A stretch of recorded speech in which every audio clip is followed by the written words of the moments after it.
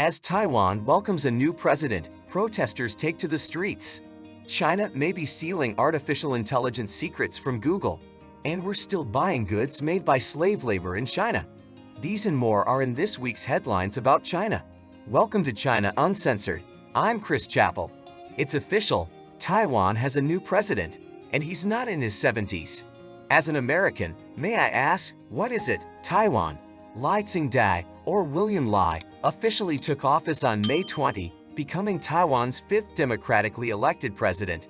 Lai is a member of the pro-American Democratic Progressive Party, DPP. Like his predecessor Tsai Ing-wen, they do not want to be part of China. But in his inauguration speech, Lai said he wants to reduce tensions with Beijing. Lai acknowledged that he hopes for peace, saying the CCP should accept Taiwan's existence as an independent state. He also said China could take measures to reduce tensions, such as resuming tourism on a reciprocal basis. In addition, Lai pledged to continue working to improve pedestrian safety, transition to green energy, fight crime, expand Taiwan's international ties, and, most impressively, not be a nearly 80-year-old old man. All of this sounds perfectly reasonable to anyone with a modicum of common sense. So of course China rejected it completely, warning of reprisals against Taiwan after Lai's inaugural speech. China's so-called Taiwan Affairs Office called Lai's speech a blatant recognition of Taiwan's independence and characterized Lai as a dangerous separatist, then said unspecified reprisals would follow. My favorite state media Global Times said that Lai would only lead Taiwan down the path of assertiveness and self-destruction.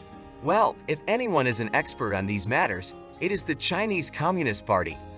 The CCP's vague retaliation against Taiwan, I repeat, the CCP's vague retaliation against Taiwan, turned out to be a renewed military exercise, which intimidated Taiwan about as much as all previous military exercises over the past decade. That is, not intimidated at all.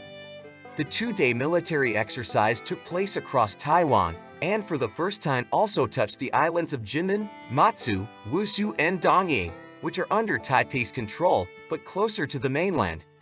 The CCP said the drills were conducted to practice air military coordination and practice precision strikes. Taipei condemned the exercises as irrational provocations and sent its own military forces to defend the island's sovereignty. So it's business as usual. But in reality, Taiwan was in some trouble. The kind of trouble that would make the CCP rub its hands together with joy. Pro-Beijing lawmakers proposed legislation that would weaken the new president by limiting presidential powers. And mass protests erupted. Demonstrators accused the opposition of collusion with China and democratic backlash on the island. Taiwanese media reported, showing footage of fights in parliament as the DPP tried to filibuster. But the DPP's hands are tied. It lost its parliamentary majority in January's election while securing victory for its candidate, which means a fractured parliament and a difficult legislative road for Taiwan's new president. Lai received only 40% of the vote in a three-way race, while the opposition Kuomintang Party won the speaker's chairmanship and garnered the most votes.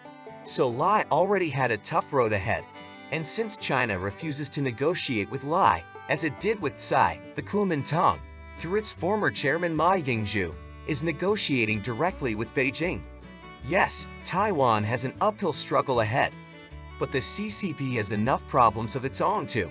China has launched its own anti-dumping investigation against Japan, the US, the EU, and Taiwan. The announcement came after US President Joe Biden imposed a series of duties on Chinese goods. The US and its allies are concerned that the CCP is flooding global markets with cheap goods to fuel its limping economy, which would be logical. The Chinese economy is currently hanging on by a single scotch, so it can't last much longer, especially if that duct tape is made in China. And after the commercial break, is China stealing artificial intelligence secrets from Google? It looks like the CCP is expanding its spying operations, this time against Google. A former Google engineer is accused of stealing trade secrets on artificial intelligence for the benefit of China. Chinese citizen Lin Weiden was arrested in California on 4 counts of federal theft of trade secrets. Each count is punishable by up to 10 years in prison.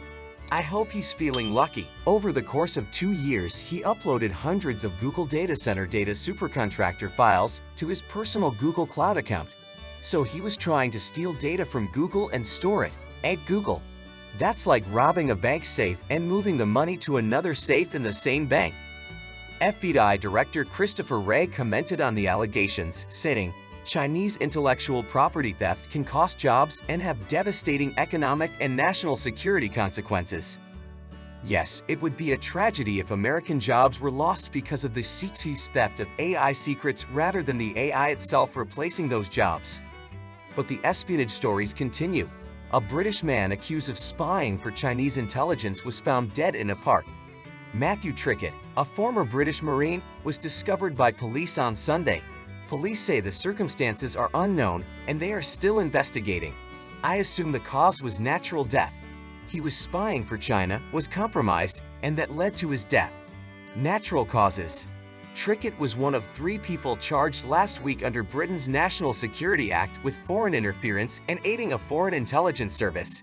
None of the 3 has yet posted bail. Chinese officials have criticized the charges as baseless and defamatory. I mean, doesn't everyone know that the CCP is a paragon of honesty and integrity? And we certainly didn't kill him. It's just a convenient coincidence. A paragon, I tell you. But China and Britain have had a number of disagreements in recent weeks involving espionage, trade, and foreign interference. And those disagreements are not limited to just that. Britain's defense minister has accused China of supplying lethal aid to the Russian army.